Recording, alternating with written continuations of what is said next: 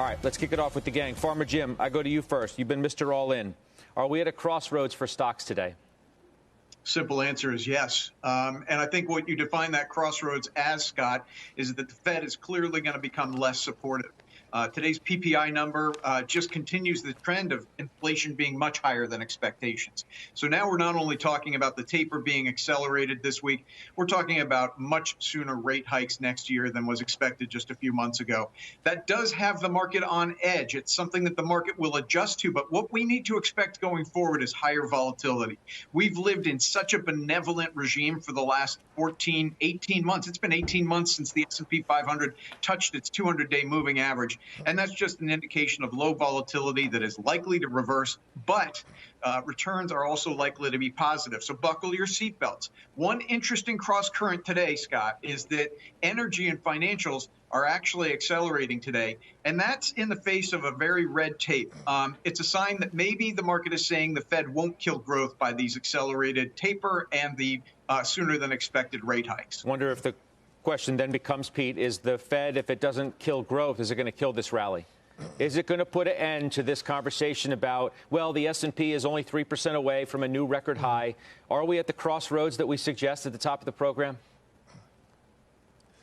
I think we're at a crossroads, but I don't know necessarily, Scott, that it has to kill what we've seen in terms of this incredible move to the upside.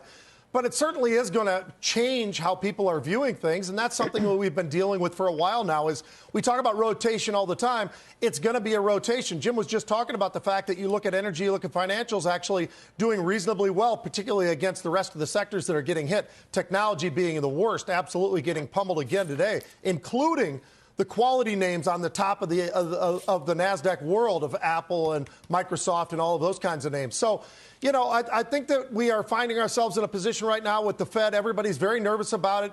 Jim, the one thing I would push back on is sustained volatility well over 20 or even anything over 30 is very, very rare for that to be a sustained period of time. We might be a little bit more volatile, but I would also say I think we are going to see that volatility pop once in a while, just like we just did. I mean, look at the velocity of this most recent move. We went from the 35 or thereabouts on the highs of the volatility index all the way down to 19 in just a couple of weeks, and here we are now once again at 22. It's difficult for the market to move the way it's expected to move based on volatility. It's difficult for the market to do that for any sustained period of time, because you're talking about, are we going to really move 1.5% and 2% every single day? Most likely not. That's why I think we're going to see volatility pop once in a while, spike once in a while, but probably fall back as well. So, Josh Brown, tomorrow afternoon, Fed's going to speak, likely going to be a change in policy for the first time in a long time.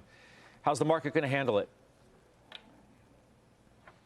I'm not 100% sure how I feel the market will handle it, but I disagree with a lot of what's been said so far in the show. I do not think that we're necessarily going to get this acceleration in Fed hikes. I actually think that this is the month, these November readings, where inflation has peaked.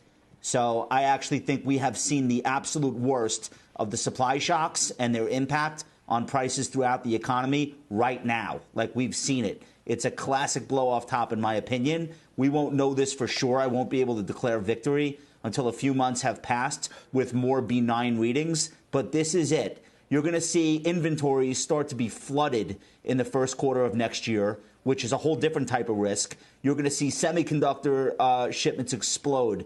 You're going to see supply of cars and trucks explode. And I also think that while the wage gains we've seen will stick, those actually are the right type of inflation. That's what we've been waiting for 20 some odd years. People in the bottom two quartiles of the income distribution finally have seen a catch up.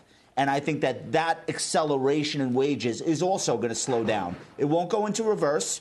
These wages are now here to stay. However, I believe on balance, they're actually good for the economy. So now the risk to me is different than, oh no, the Fed's going to rip rates up to 2%. They can't do that. They already tried that a couple of years ago. It didn't work. They inverted the yield curve. So I don't think the Fed's going to be in any rush. I think the taper, as I've been saying for 9 months now, when it comes, will be felt like a relief. If you look at the surveys of what small business owners are saying, they want an end. They want an end to the $90 billion every month coming into the economy. They're not looking for more stimulus. They're looking for more stability in prices. And I think what's so interesting about this situation now, different than every other past episode we've ever been through, is how reliant the economy is on the stock market. It used to basically be house prices, but now it's the stock market too. The stock market has never been more important, both to the decisions being made for spending at large corporations to the way the average person on the street feels about their future. And so we've got a little bit of a self-correcting mechanism. If the stock market is cooling off, and clearly it has been, beneath the surface of the fangs, there's been substantial damage in the stocks people own. If, in fact, that's the case, then inflation and the rate at which consumers are consuming should also calm down. And that's the setup going into January post-holidays.